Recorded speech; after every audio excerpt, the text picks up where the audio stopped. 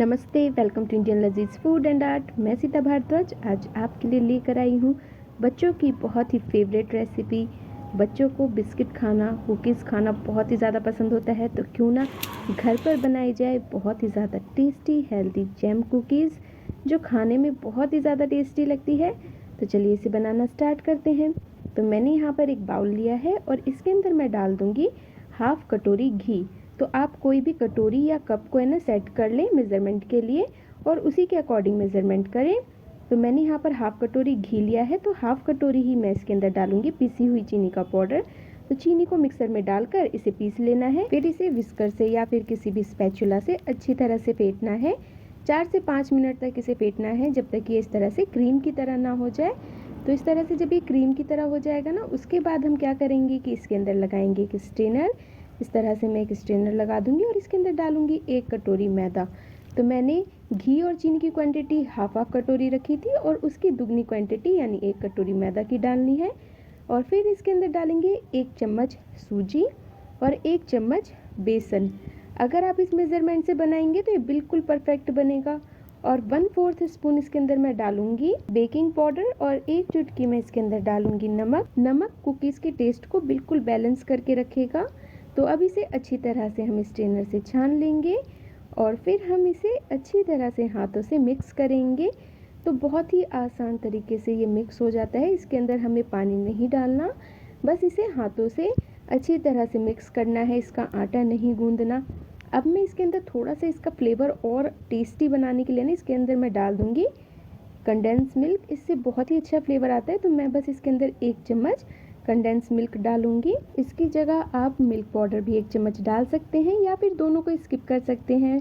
Condense milk और milk powder के बिना भी ये खाने में बहुत ही ज़्यादा टेस्टी लगेगी, तो आप बिना इसके भी बना सकते हैं। अब इसे अच्छी तरह से मिला लेना है, इसके अंदर पानी नहीं डालना। अगर आपको ये जो डो हम बना रहे हैं ड्राई लगे तो आप घी और ऐड कर सकते हैं, पर अगर आप मेरी तरह मेज़रमेंट से बनाएंगे तो किसी भी चीज़ की कोई भी कमी नहीं होगी। अब गैस की फ्लेम ऑन करके इसके ऊपर रख देनी है इस तरह की मोटे तले वाली कढ़ाई, या फिर आप इसे कुकर में भी बना सकते हैं और इसके अंदर लगा देना है इस तरह का स्टैंड। अगर आपके पास स्टैंड नहीं है तो आप कोई भी है ना छोटी कटोरी या फिर छोटी प्लेट लगा सकते हैं और फिर इसे ढककर 8 मिनट तक हमें मीडियम फ्लेम पर रख देना है गर्म होने के लिए। तो चलिए जब तक हम कुकीज़ बनाना स्टार्ट करते हैं। तो मैंने यहाँ पर एक प्लेट के अंदर फॉइल लगा दिया है। अब फॉइल लगाने के बाद इसे हम घी से अच्छी तरह से ग्रीस कर देंगे।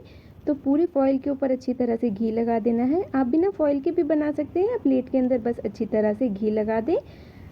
फॉइल बस इसलिए लगाई जाती है ताकि जो कुकीज़ है वो नीचे से ओवर कुक ना हो जाए या फिर नीचे से जल ना जाए, इसलिए बस हम फॉइल लगाते हैं। अब क्या करेंगे, जो हमने डो बना के रखा है इसमें से एक नींबू के आकार का पेड़ा लेंगे और फिर उसे इस तरह से लोई बना लेंगे उसकी, और उंगलियों से हल्के हाथों से ऊपर से प्रेस करना है और एक उंगली से या फिर किसी भी पेन से आप बीच में ना या पेंसिल से बीच में एक स्पेस बना दें।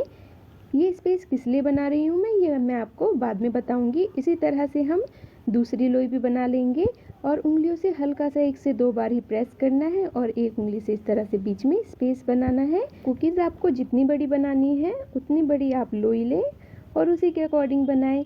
और जब हम इसे बेक करेंगे तो इसलिए आपको क्या करना है कि इसको थोड़ी गैप पर रखना है, क्योंकि ये बेक होने के बाद ये फूल जाएगी। तो इसलिए इसे गैप पर थोड़ा रखें ताकि ये अच्छी तरह से बेक हो। अब मैं सारी कुकीज़ जो हमने बनाई है, पेड़े बनाए हैं, इसको मैं कढ़ाई के अंदर डाल दूंगी। ये बहुत ही ज़्यादा गर्म होती है कढ़ाई, तो आप थोड़ा केयरफुली करें। और अब इसे ढककर 15 मिनट के लिए इसे हम ढककर बेक करेंगे। तो ये देखिए 15 मिनट के बाद ना बिल्कुल परफेक्ट कुकीज़ है ना, आप देखेंगे ना कलर कितना अच्छा है, बिल्कुल परफेक्ट कुकीज़ बनकर तैयार हो गई है। अब मैं गैस की फ्लेम ऑफ कर दूंगी और कुकीज़ वाली प्लेट को कढ़ाई के अंदर ही रहने देना है, इसमें से अभी इसे नहीं निकालना।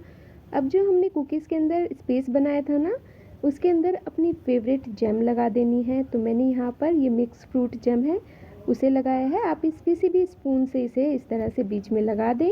और कढ़ाई अभी बहुत ज़्यादा गर्म है, तो इसी के अंदर इसे रहने देना है जब तक कढ़ाई का टेम्परेचर नॉर्मल ना हो जाए। तो इसी के अंदर इसे रहने देना है, इसलिए हमने इसके अंदर लास्ट में जैम डाला था। अगर आप शुरू में ही डाल के जैम बेक करेंगे ना तो जैम जल जाएगा, जिससे कि जैम का फ्लेवर अच्छा नहीं आएगा, कुकीज़ खाने में टेस्टी नहीं लगेगी।